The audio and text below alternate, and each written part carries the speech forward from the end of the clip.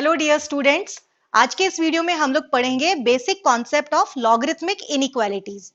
तो कंसिडर करते हैं तीन नंबर्स a, b और c जो कि पॉजिटिव हैं, जिसमें हम b को लॉग का बेस के फॉर्म में यूज करेंगे, इसलिए b पे कंडीशन और है कि it is not equal to 1। अब देखिए, ये तो आप जानते हैं ना कि अगर कभी लिखा हो log a to the base b is equal to log c to the base b, तो इसे हम लिख सकते हैं a इक्वल्स टू c, क्योंकि दोनों तरफ लॉग का बेस सेम है तो हमने दोनों तरफ से लॉग हटा दिया और सीधे हम अगले स्टेप में इसको लिख सकते हैं a इक्वल्स टू c। बिल्कुल इसी तरीके से अगर लॉग में इनइक्वालिटी हो, जैसे ये तो हो गई इक्वेशन, अगर इनइक्वेशन हो, जैसे अगर लिखा है log a to the base b is greater than log c to the base b, ये जो इनइक्वालिटी है यहाँ पे ग्रेटर देन का साइन हो सकता है या लेस देन का साइन हो सकता है, या ग्रेटर देन और इक्वल टू का या लेस देन और इक्वल टू का, इन चारों में से कोई भी साइन होगा तो वो एक इनइक्वालिटी होगी। अगर ये है तो इसमें अगले स्टेप में ये तो ठीक है कि भाई दोनों तरफ लॉग का बेस सेम है तो इधर a और इधर c आएगा, बट यहाँ पे कौन सा साइन ऑफ इनइक्वालिटी आएगा ये डिपेंड करता है लॉग के बेस पे। यहाँ दो सिचुएशन हो सकती हैं, या तो साइन ऑफ इनइक्वालिटी यही वाला कंटिन्यू होगा या जस्ट इसका ऑपोजिट हो जाएगा। मतलब अगर ग्रेटर है तो या तो ग्रेटर देन वाला साइन ही रहेगा या ये लेस देन में कन्वर्ट होगा, या ग्रेटर देन और इक्वल टू होता तो ग्रेटर देन और इक्वल टू कंटिन्यू होगा या ये लेस देन और इक्वल टू में कन्वर्ट होगा। ये सब कुछ डिपेंड करता है कि इस स्टेप में जो लॉग का बेस है वो कैसा है। सो बेसिक कॉन्सेप्ट ये है कि जो साइन ऑफ इनइक्वालिटी है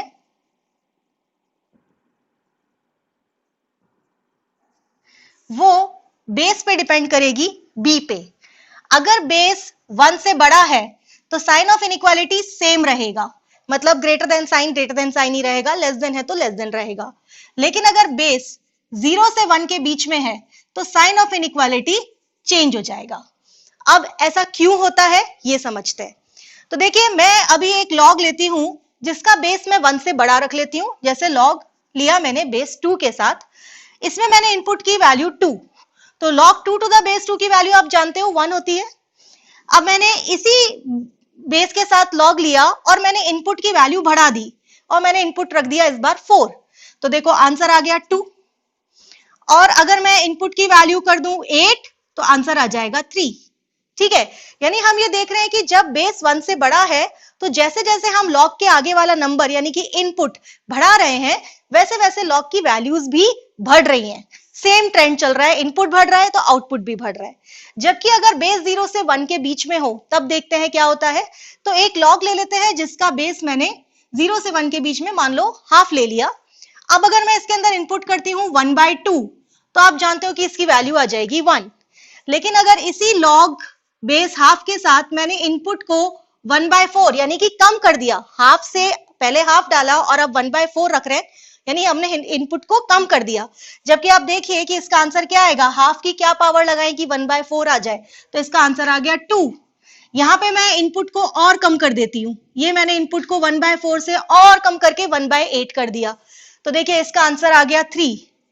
मतलब हमें क्या दिख रहा है कि अगर लॉग का बेस 0 से 1 के बीच में है तो जैसे जैसे हम लॉग का इनपुट कम करते जा रहे हैं वैसे वैसे लॉग के आउटपुट यानी कि इसके आंसर्स की वैल्यू बढ़ती जा रही है। मतलब ये रिवर्स ट्रेंड चल रहा है, जैसे जैसे आप इनपुट कम करोगे आंसर बढ़ता जा रहा है, इनपुट आप बढ़ाते जाओगे तो लॉग की वैल्यू कम होती जा रही है। यही रीजन है कि इनइक्वालिटी में हमें बेस के अकॉर्डिंग आगे का स्टेप चूज करना होता है।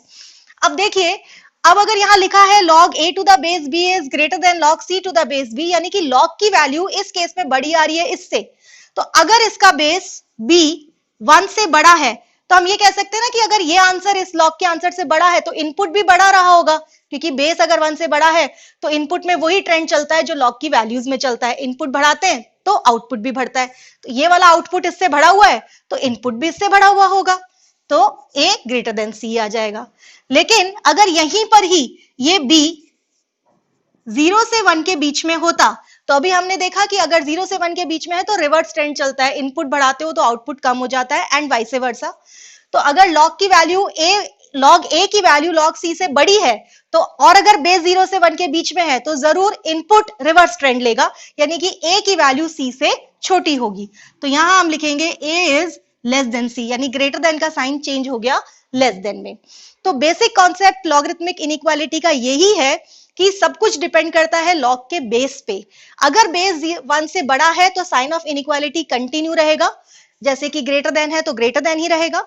लेकिन अगर बेस 0 से 1 के बीच में है तो साइन ऑफ इनइक्वालिटी चेंज हो जाएगा, ग्रेटर देन है तो लेस देन हो जाएगा, लेस देन होता तो ग्रेटर देन हो जाएगा।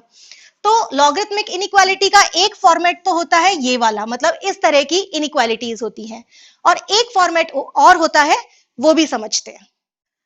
देखिए अब लॉग में अपने पास थर्ड सिचुएशन देखते हैं। हमने इक्वालिटी में ये चीज पढ़ी थी कि log a to the base b equals to c हो, तो इसे हम अगले स्टेप में क्या कहते हैं? तो ये तो हमें लॉग की डेफिनेशन से ही पता है कि log a to the base b अगर c है तो a होगा b to the power c। ठीक है, हमने बेसिकली आप इसको यूं मान लीजिए कि लॉग के आगे वाली जो क्वांटिटी है इसको हमने यहीं छोड़ दिया, बेस को हम दूसरी साइड ले गए, बेस आ गया इधर बेस में और जो c था वो चढ़ गया पावर में। मतलब अगर log a to the base b equals to c लिखा हो तो हम ऐसे लिखते हैं।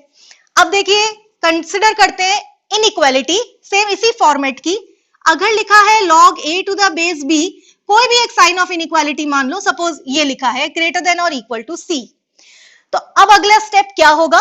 तो देखिए फॉर्मेट यही रहेगा, a को हम यहीं रखेंगे, b को हम दूसरी तरफ भेज देंगे और c ऊपर उचक के चला जाएगा पावर में। अब ये सोचना है कि यहां साइन ऑफ इनइक्वालिटी क्या आएगा। तो आप बेसिक कॉन्सेप्ट इनइक्वालिटी का याद रखिए, जैसे कि अभी मैंने बताया था, सब कुछ बेस पे डिपेंड करता है।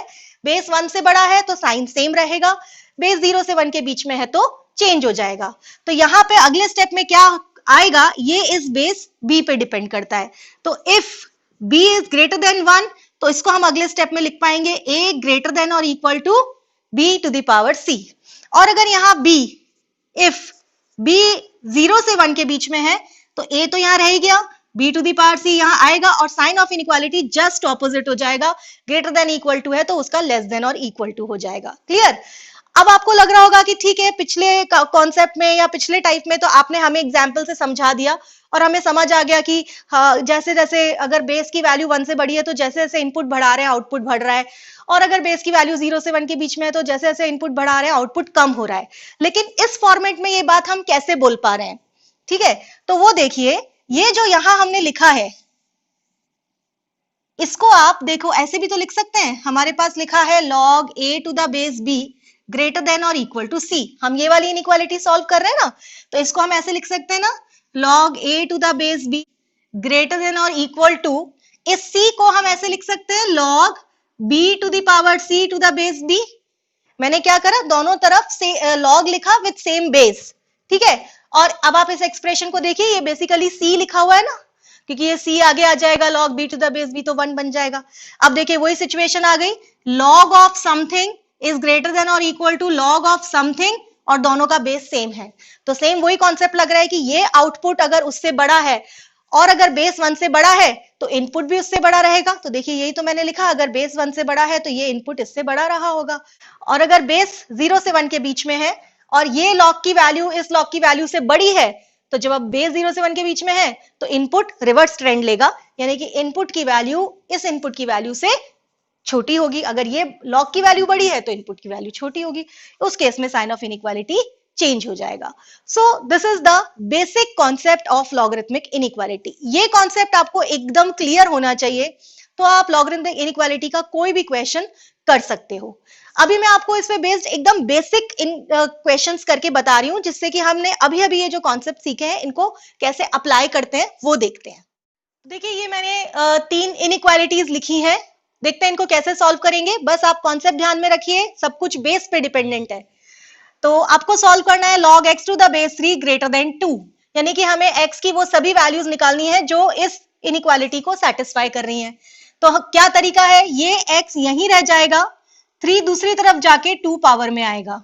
ठीक है, अब बस ये सोचना है कि साइन ऑफ इनइक्वालिटी ये कंटिन्यू रखें कि बदल दें, ये डिपेंड करेगा log के बेस पे। तो क्योंकि यहाँ log का बेस 1 से बड़ा है और हमने क्या देखा था कि अगर log का बेस 1 से बड़ा होता है तो साइन ऑफ इनइक्वालिटी सेम रहता है, तो यहाँ पर साइन ऑफ इनइक्वालिटी सेम रहेगा।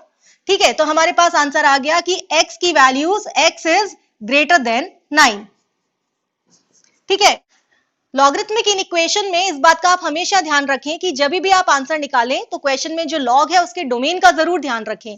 तो देखिए यहाँ पे अपनी वैल्यूज आ गई x की ग्रेटर देन 9।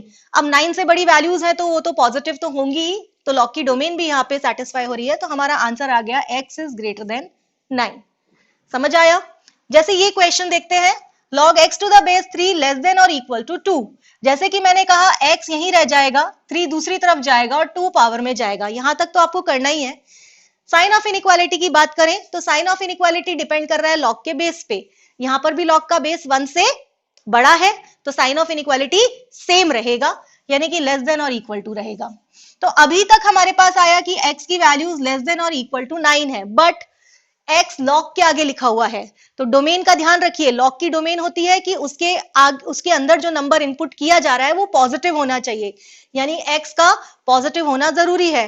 तो अगर आप सिर्फ x लेस देन और इक्वल टू 9 आंसर लिखते हो तो वो गलत माना जाएगा, इसलिए आपको इसको रेस्ट्रिक्ट करना पड़ेगा कि इसकी वैल्यू 0 से बड़ी भी होनी चाहिए, क्योंकि विद इन डोमेन होना चाहिए अपना आंसर। तो फाइनल आंसर होगा x बिलोंग्स टू ओपन 0 से 9 क्लोज्ड। क्लियर? एक और क्वेश्चन देखते हैं। -1 less than log x to the base 3 less than और इक्वल टू 2। तो देखिए क्या करेंगे, अब यहाँ पे दोनों तरफ इनइक्वालिटी आ गई, तो ये x यहीं रुक जाएगा, ये 3 इस साइड भी जाएगा और ये 3 इस साइड भी जाएगा। तो यहां जब 3 जाएगा तो इसकी पावर में 2 आ जाएगा, और यहां जब 3 जाएगा तो इसकी पावर में -1 आ गया।